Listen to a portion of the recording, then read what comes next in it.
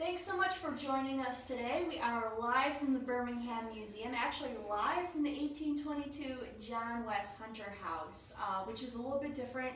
If you've seen our other videos where we take you on a tour of the house, it's pretty small, it's pretty cramped, so in order to get good social distancing, Donna is actually standing in the hallway. So she'll be moving to get both Leslie and I in the shop, but we are in one of the smaller rooms of the Hunter House. We are in what we call the Heritage Room, and this is where we talk a lot about the personal stories of the people who lived in this house, particularly John West Hunter, the guy who bought this house or built it, and he factors into our story today, and also the man who owned the desk behind me here.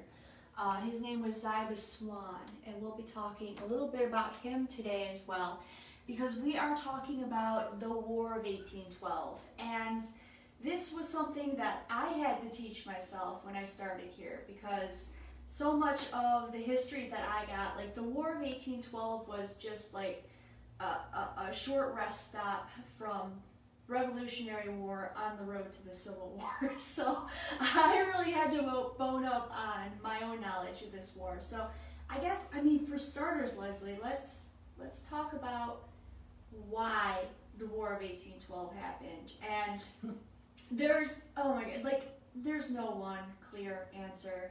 It's pretty wild. So you know what? I'm gonna give the version that you would get if you were to read Wikipedia. And Leslie's gonna fill in the gaps and give more of a regional reason why this war had to happen. So if you go on the Wikipedia page and you read it, they'll first tell you about the Napoleonic War that is happening right then between France and Great Britain.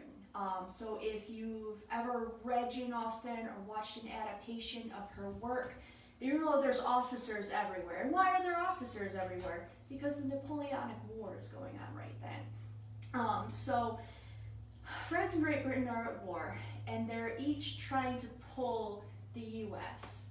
into the war on their side. The U.S. is trying to maintain neutrality. Like, the Revolutionary War ended in 1790, so we are in no shape to enter a war, much less a transatlantic war. And so we're like, okay, well, we're not going to trade with either of you. So then both of those other nations are like, cool, well then you can't trade with us. And Jefferson's like, that's fine because we're going to have an embargo anyways. And it didn't work. We were hurt more by the embargo than either France or Great Britain was. And then Britain started capturing American trading and whaling ships and impressing the sailors into their navy. Everyone was upset. In 1812, we declared war. So from that perspective, the War of 1812 was like a spin-off of the Napoleonic War. So if the Napoleonic War is 90 Day Fiance, the War of 1812 is 90 Day Fiance happily ever after?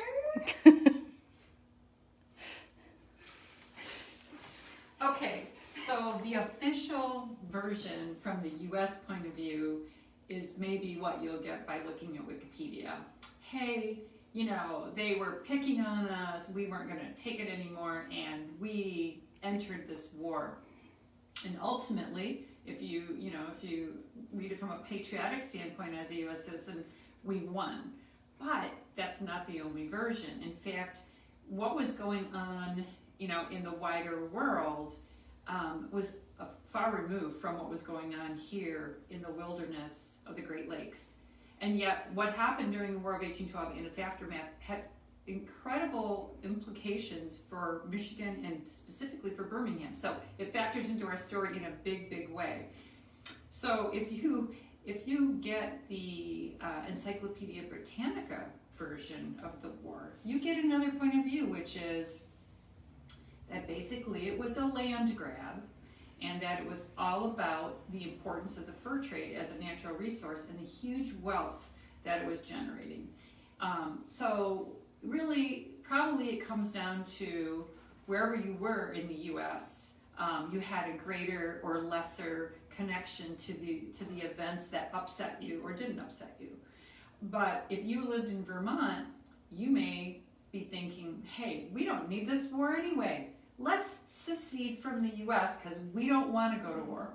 Okay, so there were people like that. There were also plenty of people along the coast where the impressing of the American seamen was a very important thing for them because it was happening to their constituents and people who lived there. But that didn't have a whole lot to do with the Great Lakes. You get to the Great Lakes area and it's all about the fur trade, and it's about the U.S. wanting to expand its borders, capture the important resource of the fur trade, and displace the Native American population to get their land. That had been already in motion, was already going on, and the War of 1812 was just another version of, okay, we're going to do it this way now.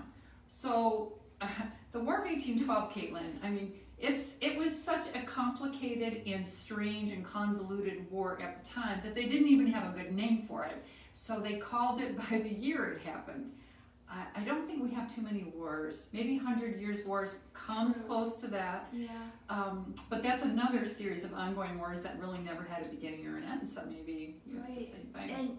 And the War of 1812 is so convoluted and so complicated that there is no clear deciding factor as to like who won, or is there a single concrete sort of like tally mark that we can put in the wins and losses column.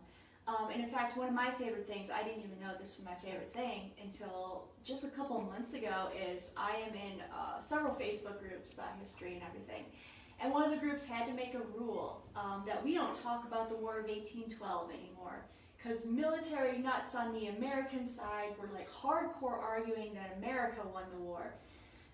British military nuts were arguing that they won it, and it was messy, and I mean, I was just sitting back and laughing because like, none of y'all get it. Like, I don't think anyone won.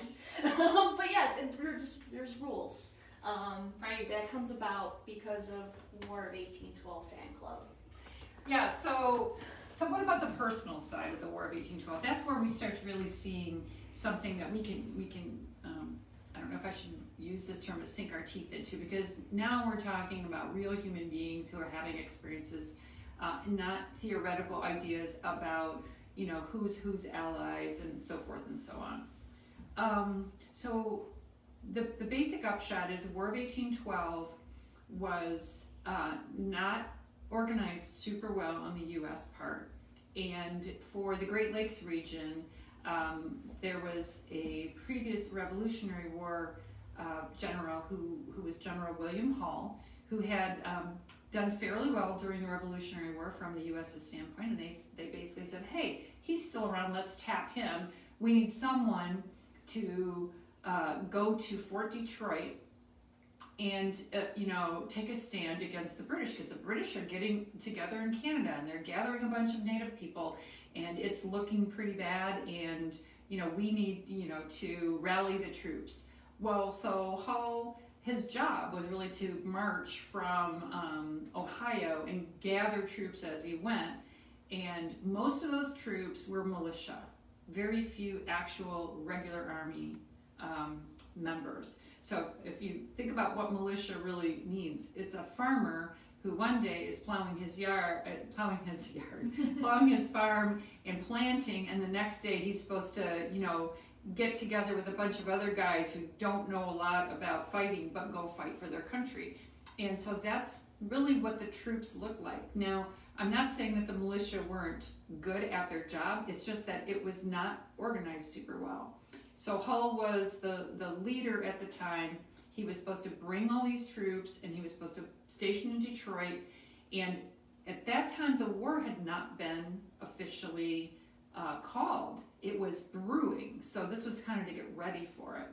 So he has to take his troops that he's been gathering in Ohio, and he has to get them to Detroit. Okay, well, how are you going to do that? Because back then, there was a land route, but you had to go through about 600 square miles of swamp in northern Ohio, which isn't there anymore, but it was at the time. It's called the Black Swamp.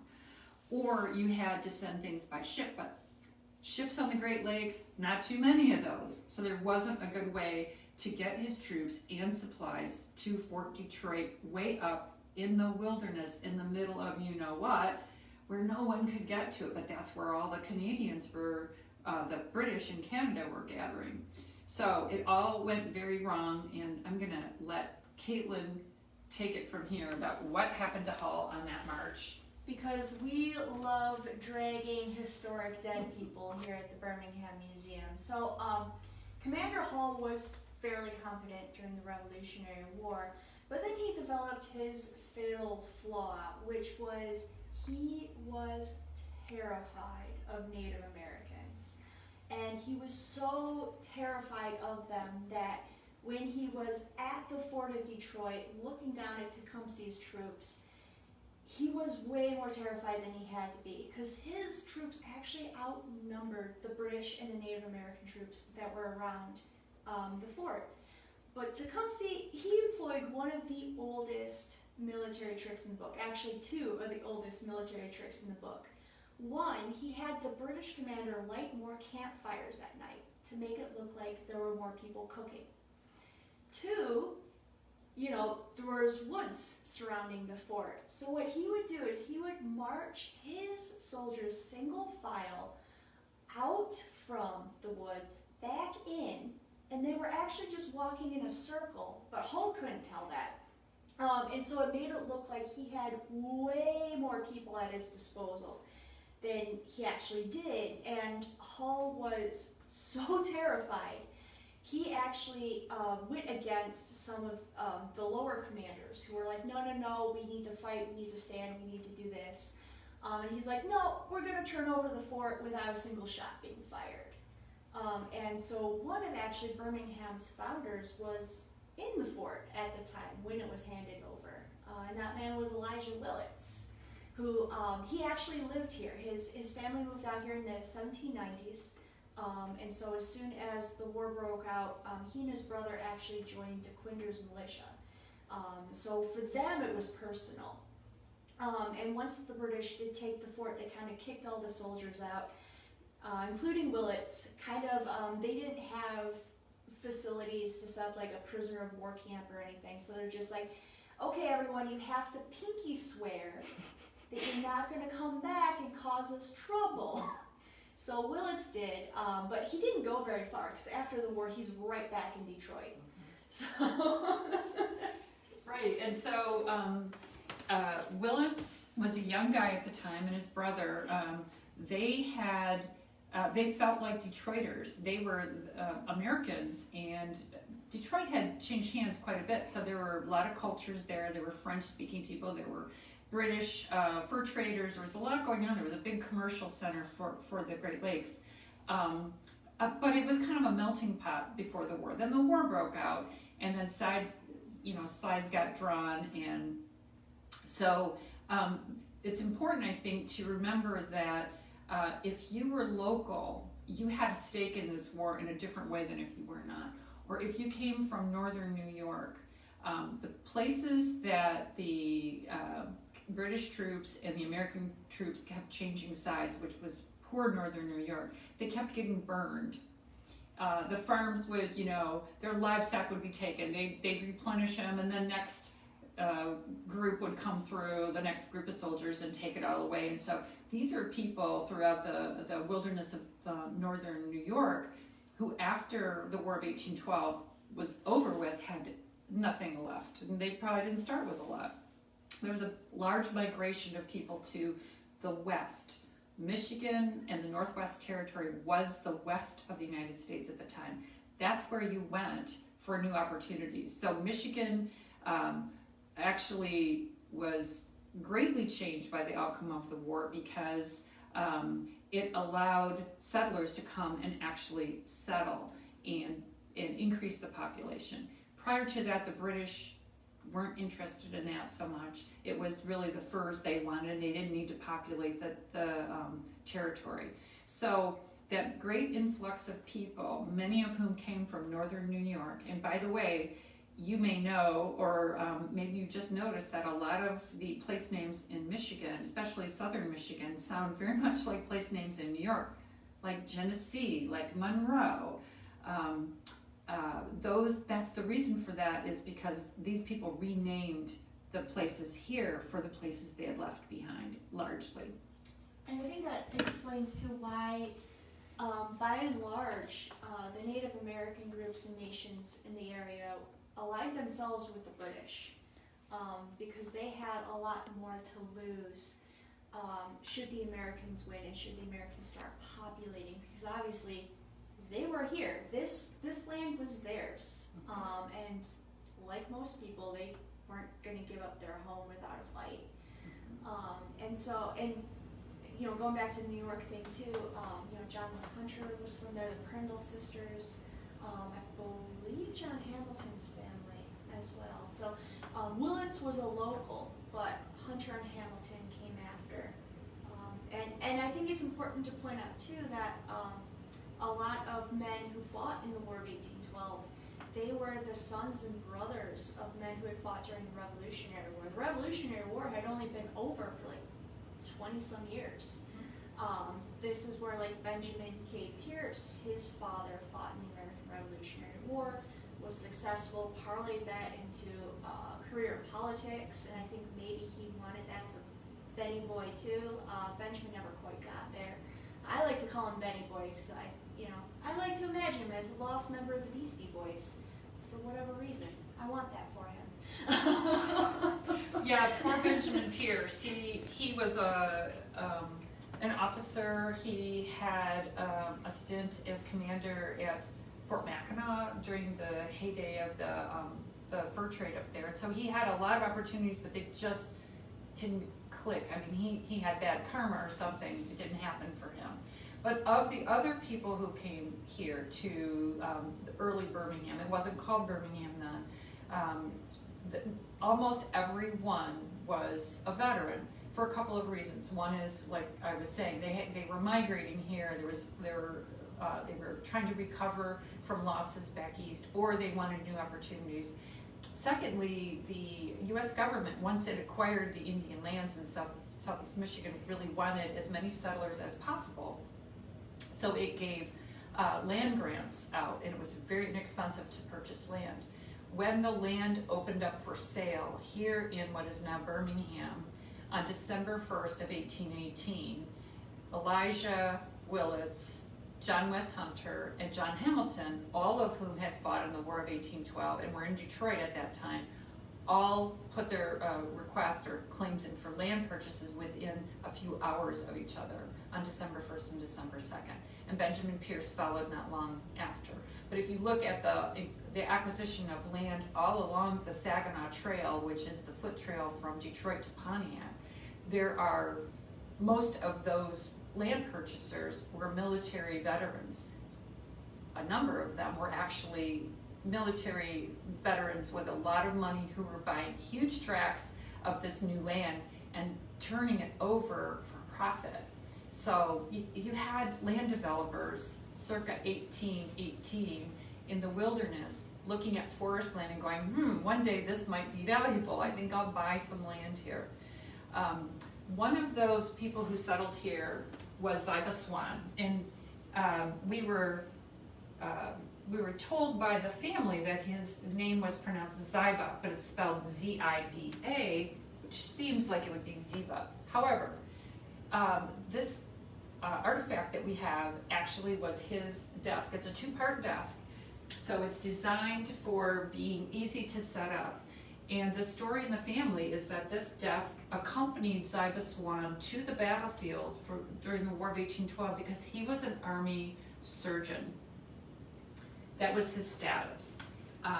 We don't really know a lot about what he saw in terms of battle personally, but we know that people who survived the war, those who settled in Birmingham and elsewhere, were exposed to horrific atrocities and possibly committed horrific atrocities. So I am going to turn that over to Caitlin for a little bit of more explanation because I have to absent myself. This is one of my favorite topics. I'm sorry to walk away from it, so maybe we'll pick it up again sometime. And then after Caitlin talks a little bit more, we're going to explain what it is that's set up behind us that looks like a lady's gown, and what's on top of Zyba Swan's desk. So, and any of you that have questions, there's still time to post those. All right. Okay, so thanks very much. Yeah, so part of the reason why the things the soldiers might have seen and why those things were so horrific was a lot of the War of 1812 was basically guerrilla warfare, fighting hand to hand. And unlike a lot of recent wars that the U.S. has been involved in, the War of 1812 was fought on American soil. So not only were the men that were fighting were seeing some pretty brutal things. You know, people were fighting with tomahawks on both sides. So not only were they seeing some pretty horrific things, but women, children, older folk would have been seeing these things too and possibly traumatized by what they saw. I myself, I was pretty shocked seeing a lot of newspaper descriptions of the other family murders in 1825, a little while after this. You see how much detail they gave about the crime scene, how much damage was done to the victims' bodies.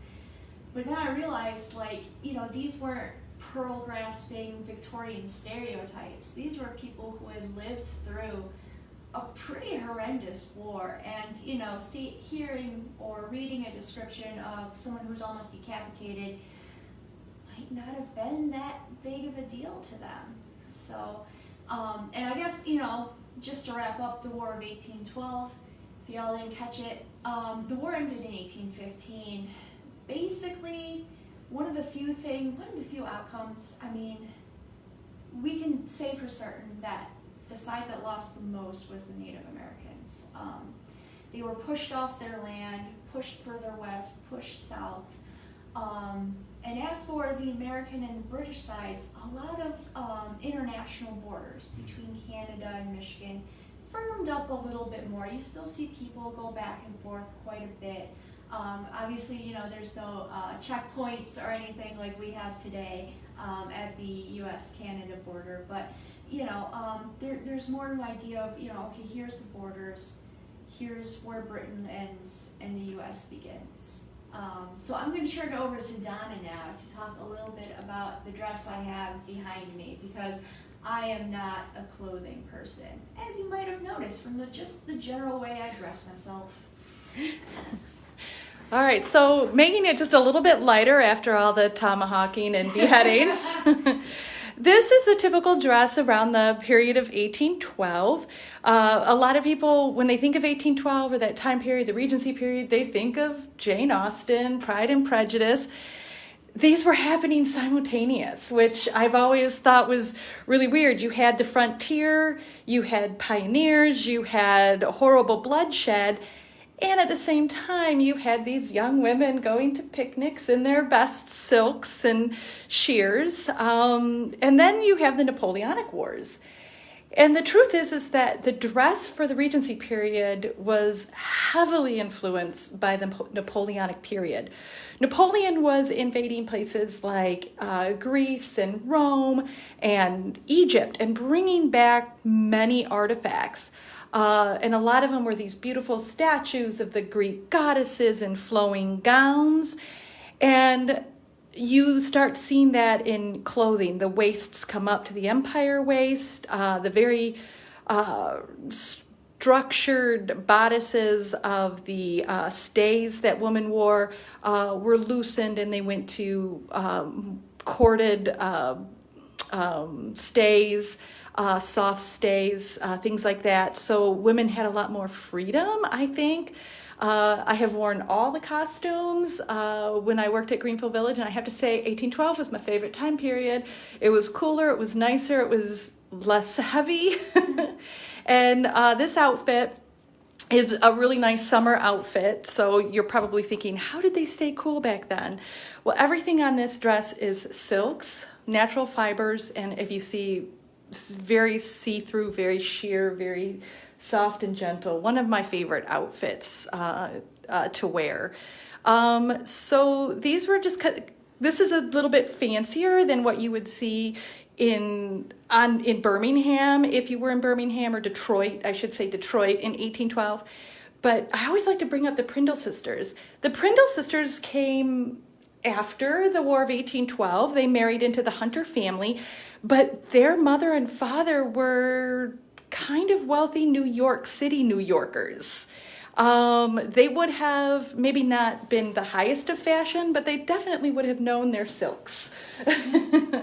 So I'd like to think that, maybe this is a nice dress that would have been seen in New York City at the time. Maybe one of the Prindle's cousins or mother would have worn something very similar. And of course, the summertime bonnet, a straw bonnet, just to keep the sun out of your eyes and protect your delicate skin, because no suntan lotion. So this is kind of what you might expect to see at this time period. Maybe more cottons and linens than silks on the frontier, but the same kind of style. All right, well, thank you so much for joining us this Thursday, and come back next Thursday at 1 p.m. on Facebook Live, where we'll have another live video, topic to be determined. So if you have something in particular that you'd really love to see us address or talk about, or any questions we can answer, please drop your comment below. And thank you so much, and we'll see you next week. Bye.